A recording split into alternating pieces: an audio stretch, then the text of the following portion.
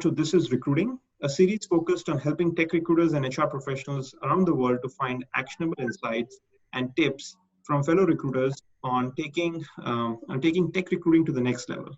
I hope all of you are staying safe. I'm Sachin Gupta, the founder of HackerEarth, and our vision is to match developers to the right opportunities all across the globe through accurate coding assessments, remote interviews, and virtual hackathons. For today, we have with us Craig Fisher, who was the head of recruiting innovation at Allegis. He also founded TalentNet, where he helps companies with all kinds of digital brands and inbound marketing strategy and training for recruiting sales and marketing. Welcome, Craig. How are you doing? Good, Sachin. How are you? Good to see you. Yeah, good to see you as well. So thanks a lot for taking our time for this interview. Can we begin by you telling us a little bit about yourself and what you've been up to over the past few years?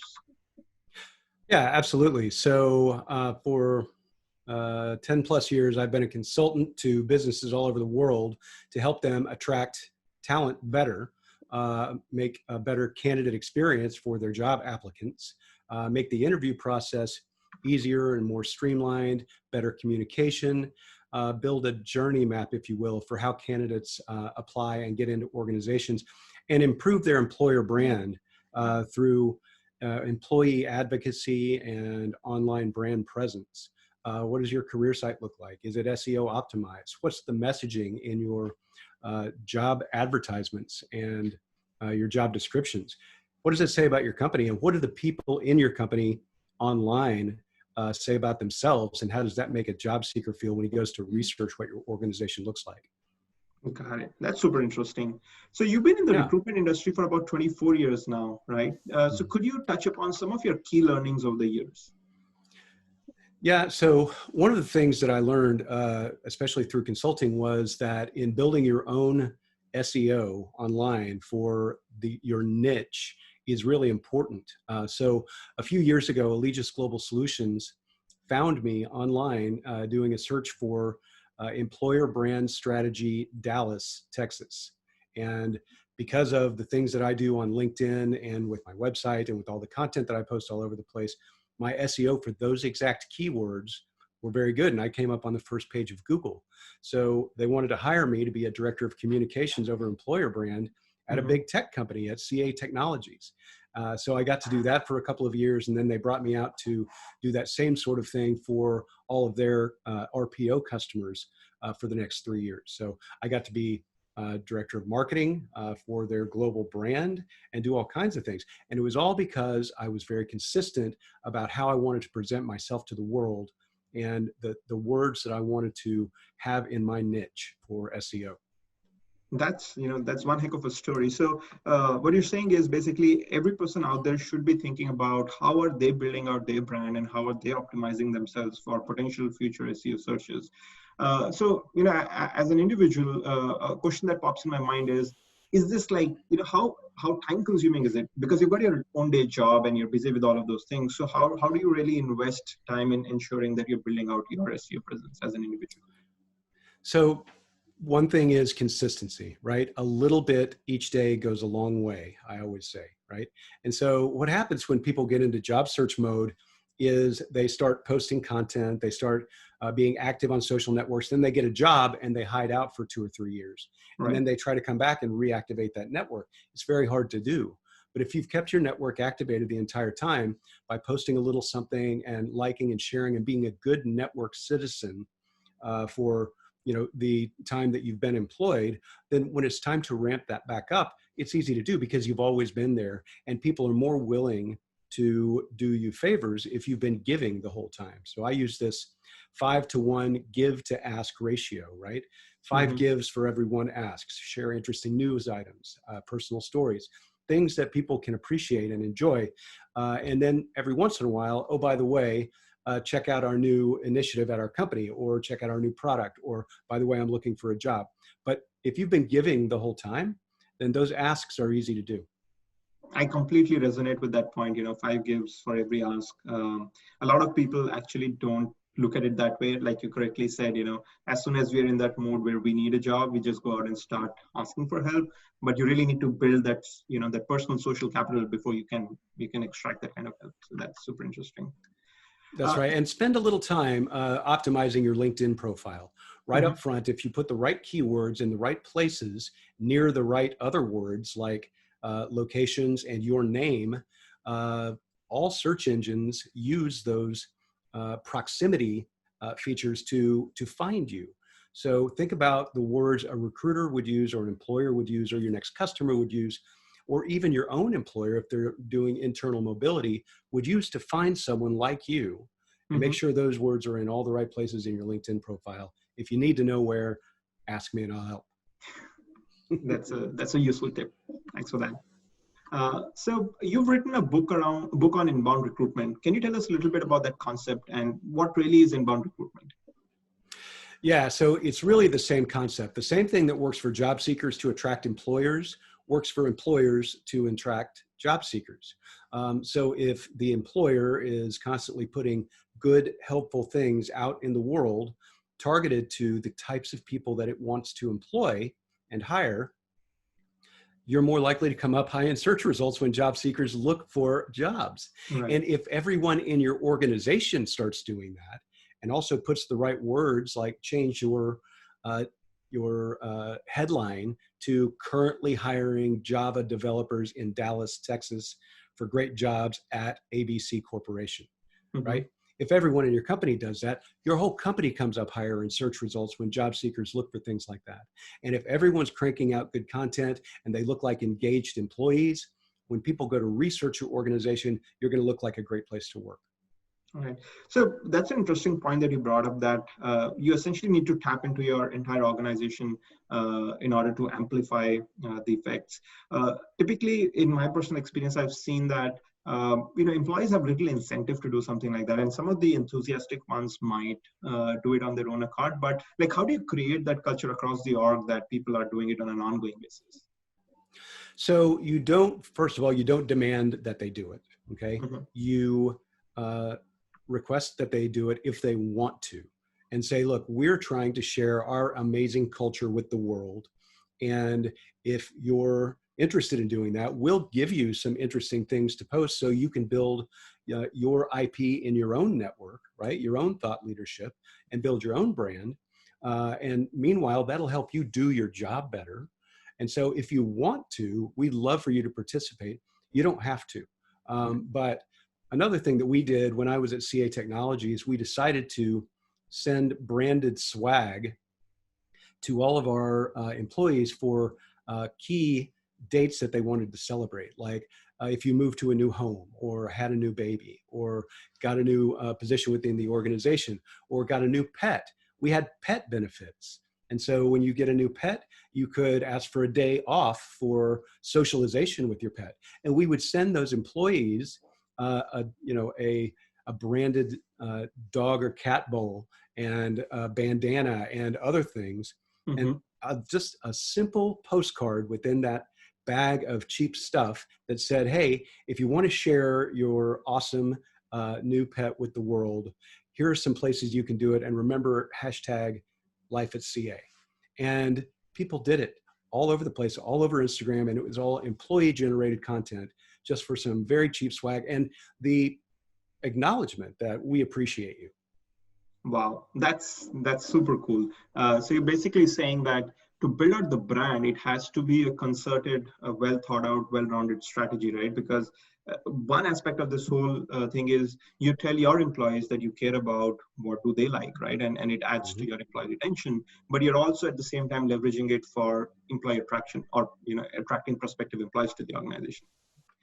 Absolutely. So when you recognize someone when they have an anniversary, when they've been there 3 months even, and or even right when they get on board, right? There's this downtime during onboarding where you're given a stack of videos and paperwork to go through, and then you don't hear from anybody for a while, Yep. right? Yep. That's a great time to reach out and say, hey, what does it feel like being a new member of this team, and what do you hope to um, contribute? And make it a survey, Google Forms, it's easy and cheap, and then say, all right, you've written this. Now, if you want to, here's a link to Glassdoor. Go post something like that on your Glassdoor page. And here's a link to LinkedIn. Go add that to your summary on LinkedIn. Nice, nice. That's a pretty cool trick.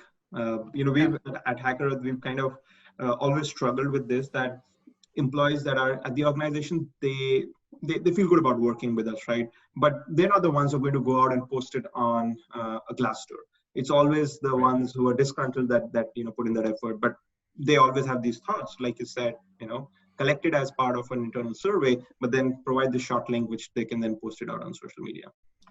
That's right. And another good trick is as employees are exiting, and this is particularly important right now, make sure they get to have a personal conversation with their manager, and that their manager is able to say, we appreciate you, thank you for your service. And then send a postcard after that fact, right? Not too far out, and just say, how are you doing? Here's my business card. Let me know if you need anything. Signed by the manager, right?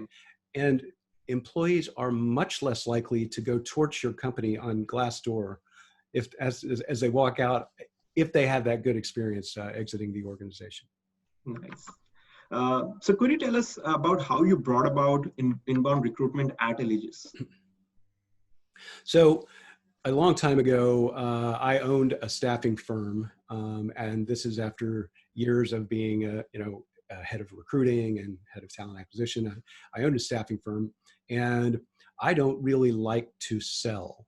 I'm good at sales, but I'm only good at it because I'm good at selling myself and putting great things out in the world for people to bring, that karma back to me.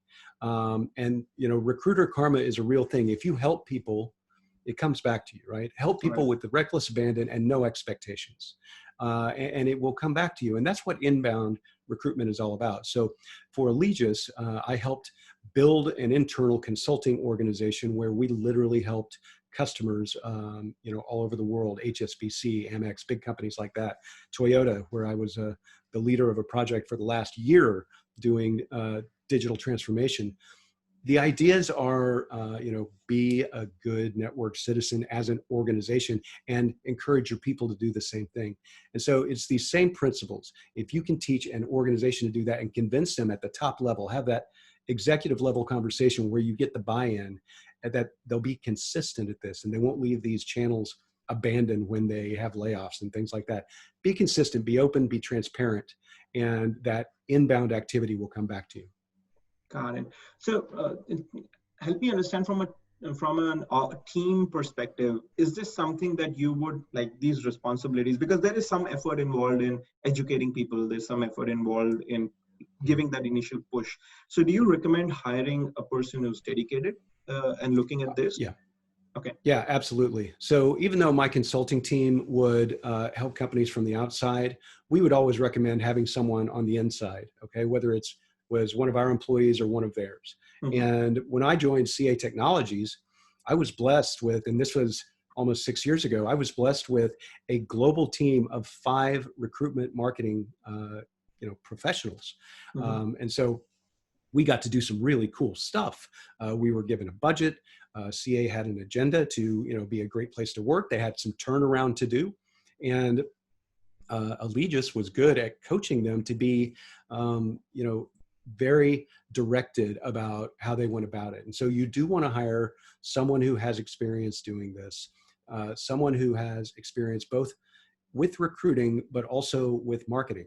It's one thing to say I'm a great recruiter, so I'm good at marketing. That's not necessarily true. And neither is the opposite, right? So if you've got someone who's done both, then you're in really good shape. And when I started doing this like 12 years ago, Sachin, there was no such thing as employer branding, right? We didn't call it that. We just called it communications. Yeah.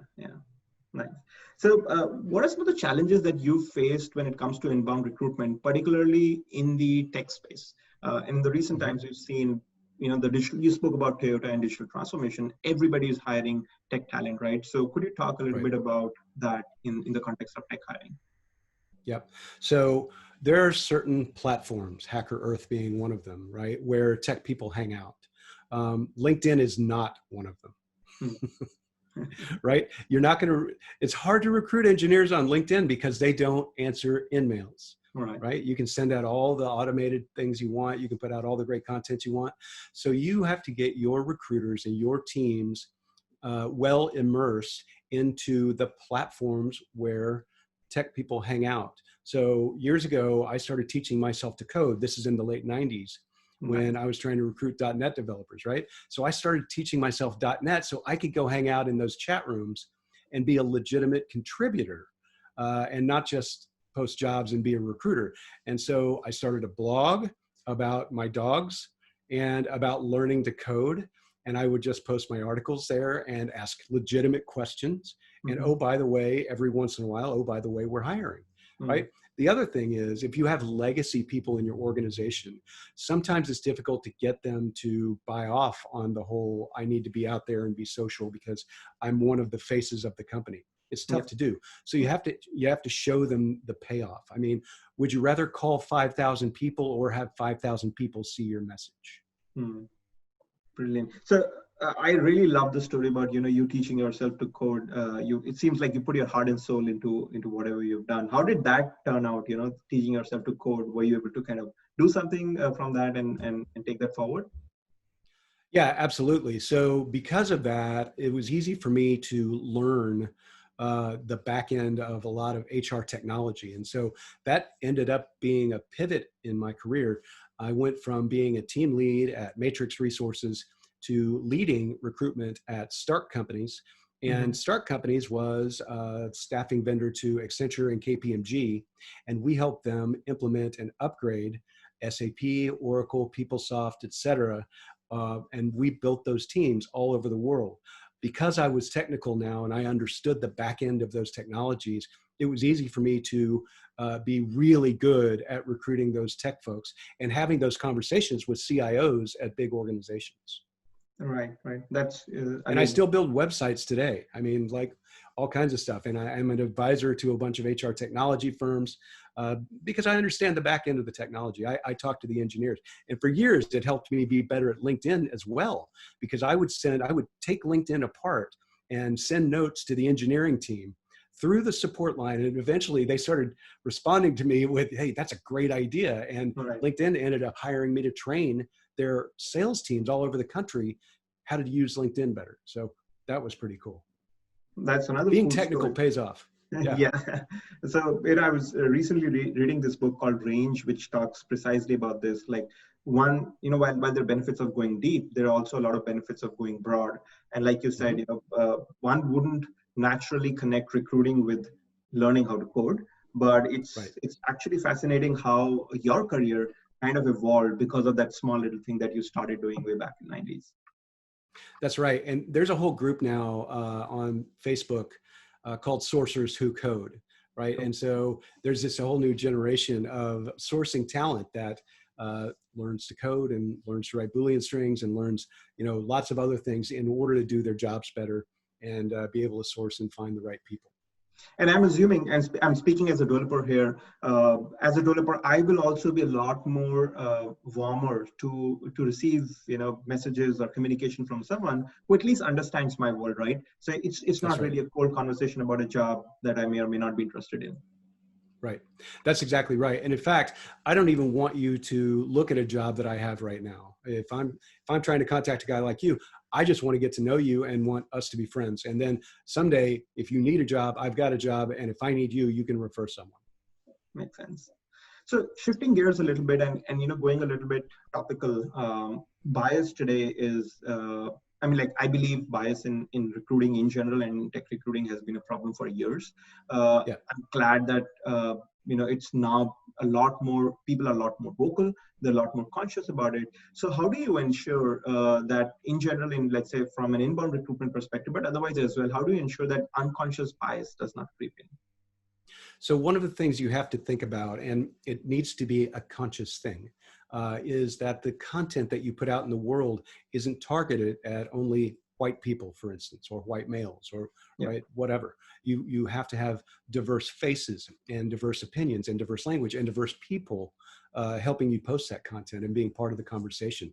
The other thing is, there's technology now that starts taking out certain words that would indicate gender or race or religion or even college degrees sometimes. And it helps us have less bias in the sort of zeroed out resume that you receive on the other side of that. Now, is it perfect? No. Is it getting better? Yes. Do humans still program it? Yes. So we have to understand that there is still inherently bias there, but we're working towards a better tomorrow. Nice. So you touched upon an interesting element, like removing all of these elements which potentially could form a bias. I want to pick up on a specific one, which is college degrees. And you've been in this industry for years. Have you seen any correlation between college degrees and the kind of talent that you ended up hiring? So there is a lot of data that says that the way companies used to go about campus recruiting was you had your top 10, Ivy League schools, basically, and MIT and whatever it is, right? And there's a lot of data that says you can get just as good of talent in a campus program from state schools, right? And junior colleges, and even developers who just have taken classes and learned how to code, right? And so there is a big push to have your career fairs open, not just to your top 10 Ivy League schools and not just to attend those campuses, but to go to other places where developers might be willing to see what you've got to offer. Right. But doesn't that pose a little bit of a scale challenge? Because now you obviously, if you want to go broad, you need to target a lot more universities, let's say, or you need to completely go open. So how does a recruiter look at that problem? And, what are some of the tools or techniques that one could leverage to address that? Well, so you do need a bigger campus team if you're going to attack 10 state schools in Texas, for instance, instead of 10 total schools in the United States, right? So you probably should have someone that can go visit those schools in each state that you're targeting. That's just a suggestion. That does cost money. You do have to hire people to do it, or you can have virtual tours of your offices for campus programs, and that's starting to be a big deal. So you can interact with those campuses both ways, right? And have these conversations virtually. And right now is a great time to do that.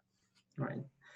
So, talking about the current scenario, the whole COVID-19 situation, everything has gone remote, and obviously hiring has also gone remote. And I think it will be a long time, while we may still go back to offices, selectively certain organizations are coming back to office, but hiring for a fairly good period of time would continue to be remote, because unless you're in the job, what's the point of going over and meeting someone? So what kind of challenges do you foresee recruiters facing when it comes to remote hiring? So I think a few things. So economically speaking, we're not going to get back to 100% for at least a couple of years. We might get back to 80% in the next year when it comes to jobs, right? So there's going to be a lot of great talent on the market. And because layoffs aren't necessarily a calculated thing. It's not necessarily just the bottom 40% that get laid off at an organization, right? Sometimes it's a random number. Sometimes it's the most expensive people. There are lots of things that go into how companies calculate layoffs. So what recruiters are finding right now is there's great talent on the market, an abundance of great talent on the market, because there are still relatively few jobs. And so then assessment software has to sort of pick up the pace. How do you filter people into a top 10 list? And then your sourcing software that can, grab open web data and help to understand who's a really good cultural fit for your organization, and help, stack rank your candidates, because you're going to have thousands of candidates. And that's going to be a very big challenge, right? And so somehow you're going to have to be able to filter that through. Now, really good communication along the way with those candidates who do not get an interview is also very, very important, because your candidate experience is going to say a lot about your organization, both with candidates coming in and people exiting the organization at the same time. Right. So you said that, the talent pool, the situation is now reversed. It used to be a talent dictated market, or probably, 5-6 months back. Now not in all roles, but in some roles, in some geographies, the talent is more abundant. So how should a recruiting team look at that? And, while you have thousands of candidates today, tomorrow the situation may go back to, it may reverse itself again. So what are some of the things that one could keep in mind to tackle the current scenario? So utilize the tools you have. If you have a CRM, a candidate relationship management system, you want to absolutely build pools of silver medalists, right? Those people who were good enough to interview, but there weren't enough interviews to go around, or those people that did interview that didn't get the job. Nurture those pools of silver medalists. and then nurture those pools of applicants that didn't get a look the first time, because very often it's your applicant tracking system or some of the technology that you have in between the candidate and what you see as the recruiter that filters people out that are actually really good. So if you have access to a tool that can go back through your database and search for folks that match your current jobs, absolutely do that. And then definitely use assessments and other programs in order to help you understand, the skill set at your organization, even though it might be the same tools, isn't necessarily the same skill set for another part of the company or Right. another organization, right? So those assessment tools are really important. Got it. So Hackathons. So, yeah, interesting. You brought up hackathons. How have you seen hackathons play out when it comes to both talent branding as well as talent sourcing? So one of the things that I think is interesting that we can do now is encourage candidates to send us, examples of code or a video about why they're good or why they want to work for the organization, right? And those things really help set you apart as a candidate. And if you, can figure out a good way to do this that is, compliant with HR regulations and not have bias inherent in the process, then you're really going to be 2 steps ahead of those companies that are just relying on their ATS to filter resumes through. And also, a lot of companies are still using staffing firms to help them understand who the good candidates are. Staffing firms have dozens of recruiters that can help you sift through lots of candidates. That's not a bad situation right now. So, it costs money, but if you don't have a big staff of recruiters, then that's a good option for you as well. Makes sense. So Craig, we're almost towards the end of this interview. The next question is the last one. And this is more about what's your perspective on how things would have changed once the normal, or let's say the changed normal order returns, right? Whether it happens a year, 2 years down the line, how would recruiting have changed, permanently changed once we get back to normal?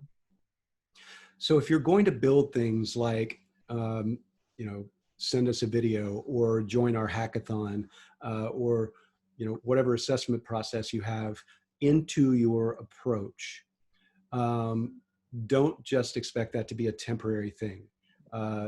Document your success. Document how much faster your time to fill gets. Document the success of the people who you do hire, how long they stay with the organization. Document your onboarding time, all the things, and make sure you understand what worked and what didn't during this time, and keep going with it. Be consistent. Consistency and transparency is really the key, and open communication with your candidate pool on a regular basis. Even if they didn't get the job, stay in touch with them and encourage them to stay in touch with you, and just keep that going, because the way you treat people right now is going to speak volumes about the way you're perceived in a year or two. Yeah, completely agree with you. That in such times, the character of the organization gets kind of amplified, right? So the way we interact, the way we treat people is going to either pay us long-term dividends or work in creating a poor employer brand for us. So it will be written about, and there's nothing you can do about it. So do the right thing. Yeah. So, well, that's all the time that we have today, and it brings us to an end to our to the episode for This is Recruiting. It was really great talking to you, Craig. Sachin, thank you so much. Great to see you. Yeah, I sure have enjoyed speaking with you, and I personally learned a lot. And for all of those who are listening, if you've learned something new as well, please like and share this video and spread the word. And remember to share your opinions and learnings in the comments. Lastly, don't forget to subscribe to our YouTube channel so that you're notified when we have the next episode.